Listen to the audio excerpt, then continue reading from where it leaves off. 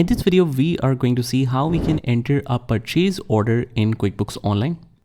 So here is the entry of 17 January. Raise purchase order to Mr. Sian. Order number is 49.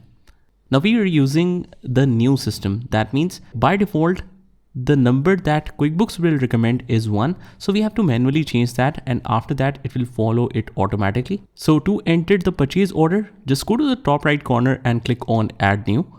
And here we can see the vendor section right here. So all the vendors related functionality will be found here. Just click on purchase order from here and let's choose a vendor. Vendor name is Mr. Sian, that already exists. I'll just mention that. And purchase order date is 17th of January. 17th of January.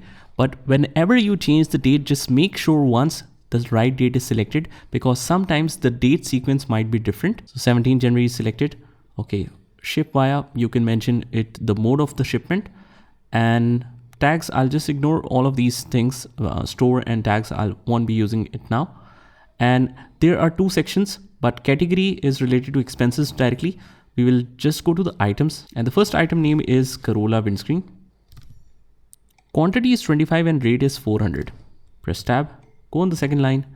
On the second line, we have Civic headlights. Quantity is 30 and rate is 150. And the last one we have is Prius wheel cups. And here the quantity is 20 and rate is 50. So this makes it total to 1000. Just confirm once the totals are correct. And when you check it all, you can also add some message to the vendor and memo if you like to. And otherwise, we can just save this. Click on save. And we can even save and close, because we don't need to check any kind of journal entry effect. Since this is a purchase order, that means we have just ordered items to the vendor. He doesn't supply us anything, neither we have paid anything yet. So this doesn't affect accounts. This is just for the documentation purposes of order. So anything which doesn't affect accounts, we don't need to check the journal entry of that. So save and close, and that's how we enter the purchase order in QuickBooks Online. Just try this by yourself, and I'll see you in the next one.